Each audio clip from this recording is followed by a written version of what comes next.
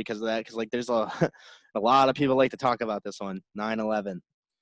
And when I think about 9/11, I don't I never really concerned myself with the how. I just concerned myself with the fact that this was a horrible atrocity, and my feelings still go out to the family, still impacted to this day, because there were so many loved ones lost, and it was just such a traumatic thing. And I just wanted to get that out of the way before we jump into the details to say, like, yes, we're sympathetic. This isn't we're trying to diminish the awfulness of the atrocity that happened. And it inspired a lot of people to go into the military and to do a lot of things, and a lot of people have their feelings saying about like, oh, this was internal, this was a internal attack, that they were saying that like what's that little stupid thing people always say, that jet fuel doesn't burn. Jet fuel um doesn't melt steel beams. yeah. So, and the thing about that is, I feel like this has been analyzed so much. If I literally Google this right now, I'm sure I could find several different things from several different, like, actual people who do research into this field of understanding of the architecture of a building compared to like the destructive properties of jet fuel and flames and how a building should properly fall down. I don't have that knowledge on hand personally. I don't know that stuff because I just don't think about how a plane's supposed to blow up a building. But I just kind of want to get your input on that, what you have read, and kind of like hear what your thoughts about it are. Yeah, so I've actually dove into that part quite a bit as far as the science behind it, uh, how how it happened versus how science says it should have happened. And as much as it's like a joke, like you said about the whole jet fuel can't melt steel beams thing, it's true that whatever beams were structurally like the steel that the buildings were made out of burns at a higher temperature than the jet fuel that was in that plane could burn at, supposedly. So the fact that any of those planes or any of those beams would melt is apparently scientifically proven that it couldn't have. Um, and then the other thing is how the plane supposedly hit the towers.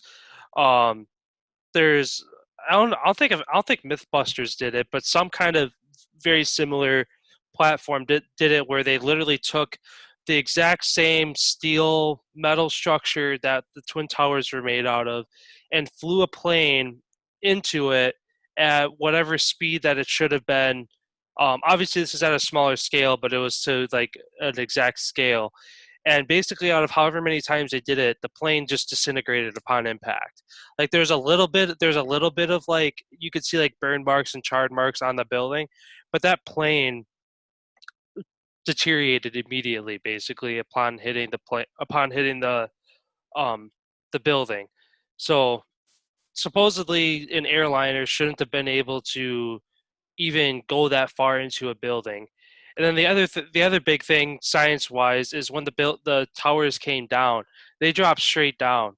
Now when you look at um, a lot of like controlled demolitions of like an old building that's getting torn down, they line that bitch with TNT and dynamite or whatever, and when they blow it up, it goes straight down just because it's an easy cleanup. There's no mess, just boom, straight down. And that's very similar to how the twin towers went down. And there's been videos I've analyzed too by other people who have noticed that as the tower is coming down, both of them, there's like a couple floors below where it's coming down. You can see the windows getting blown out, and there's mini explosions below where it's coming down. So basically, it's just forcing a clean drop of the tower. So, and you know me, always a skeptic. If you don't mind me throwing counter arguments out there, I just kind of pulled up something, and obviously, the internet's gonna fight itself no matter what. There'll Yeah, be one thing evidence-wise saying this, and there'll be another thing counteracting that. And this is one thing going out there too. If you're one of those people, your first thought was this was an inside job, instead of like if you were there like around that time, like 2001. I was just a kid.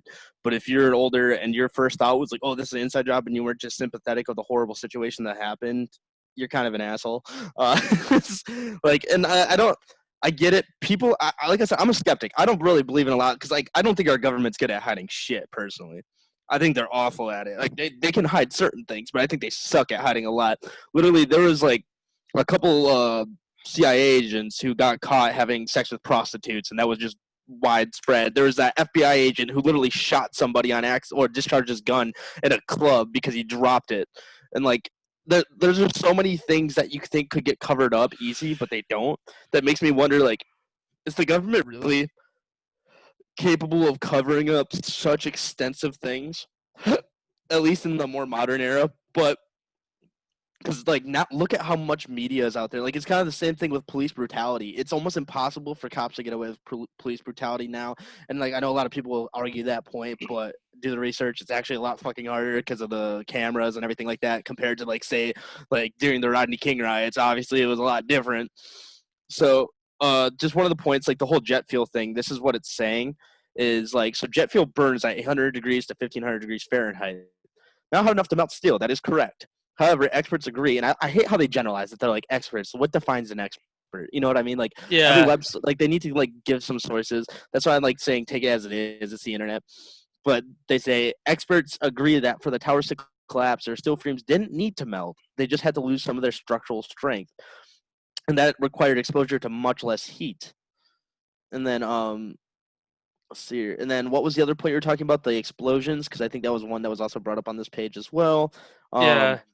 So it's like Because saying, so supposedly the plane, if it was just the plane hitting it and then that was it, eventually that top chunk would have just fell off, or like it would have got weak from that point up because heat rises. So so everything above that would have eventually got weak, and that would have collapsed and fell over, and there would have still been half to three quarters of the building sitting there supposedly. So okay, and then so it will be so let's see here. Following up on the May 2002 preliminary report by the Federal Emergency Management Agency or FEMA, a major study will be released in spring 2005 by the National Institute of Standards and Technology. Well, it should be out by now. A branch of the U.S. Department of Commerce. NIST shared its initial findings with PM and made its lead researcher available to our team of reporters. The NIST investigation revealed that plane debris sliced through the utility shafts at the North Tower's core, creating a conduit for burning jet fuel and fiery destruction throughout the building. And then this is in quotations. It says, it's very hard to document where the fuel went, says Foreman Williams, a NIST advisor and a combustion expert. But if it's atomized and combustible and gets to an ignition source, it will go off. It will explode. So that could be the justification for the explosions people thought they were seeing, the windows blowing out, the jet fuel following the conduit and catching some kind of igniter for it to become more combustive and like to Mm-hmm. explode outward and to blow the windows out. Um, another thing that's kind of interesting with how they were quick to call this a terrorist attack and point it at the Al Qaeda as it being their doing was when they were searching the debris for like belongings and bodies and identification. They were unable to find hundreds of bodies that for these people to identify them, but they easily found a couple identification cards of people from Saudi Arabia or whatever country they were from, Pakistan, supposedly. So it's just it almost seems too like scripted and too easy that we can't find identification, we can't find the bodies of Americans, but we found these cards from a terrorist group, so we know it was them. So as if to say that like it was planted there, or it was just literally put in the build. Well, and that's the thing too, is how do you find in thousands and thousands of pounds of rubble and debris, you uh happen to find the two identification cards of the hijackers, but you're unable to identify the thousands of bodies. So it just kind of seems too easy that they're able to find that kind of information. So then so this is actually not it doesn't it kind of stems from the terrorist attacks of the early 2000s, and it's a interesting little fact. It's not so much a conspiracy theory as more of something that's actually been validated and proven that the government did, and it was more of negligence than anything. Our government pretty much uh, created ISIS without realizing we were creating ISIS. So, and I'm sure people know who ISIS is, the criminal organization. So what happened was the person who created ISIS didn't have any ties to any major players in terrorism until America connected those dots publicly and this was literally the ball getting dropped by our government, and our intelligence agencies were telling them not to mention this on public television. Do not connect this guy to people like bin Laden. You know what they did? Because they were trying to create ties between Saddam Hussein and bin Laden, and they needed some player to do it. They used this guy to do it, and what they did, unintentionally, well, I don't know what the fuck their plan was with it, but they brought him up on public news, and because of that, this guy became like a rock star because he literally stroked his ego. He disappeared. He went off the map for a bit, and he created ISIS. And bin Laden reached out to him. I'm trying to remember his name. Something like that. Shit. What's his name? Abu Mazab al-Zarqawi. Yeah, Abu Mazab al-Zarqawi. Okay, so this guy, he he got like bin Laden reached out to him, and so he's actually the one who started like a lot of the major conflicts between the Sunnis and the Shia, Mm-hmm. and started the whole like internalized terrorist attacks against other Muslims, and pretty much destabilized the countries there. And it's crazy because it all started with one public thing that America has direct responsibility for. So no, we are not fully responsible, but we've done this so many times.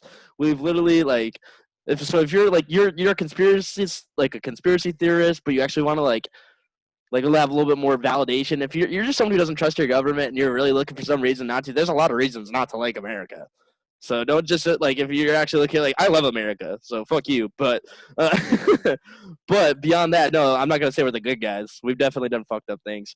So that's the thing that kind of makes me a skeptic of a lot of this stuff, though, because it just seems so easy for us to fuck up, for us to see the fuck ups. It makes it so hard for me to believe our government can really hide too much. Like there's shit they obviously hide from us, but Mm-hmm. I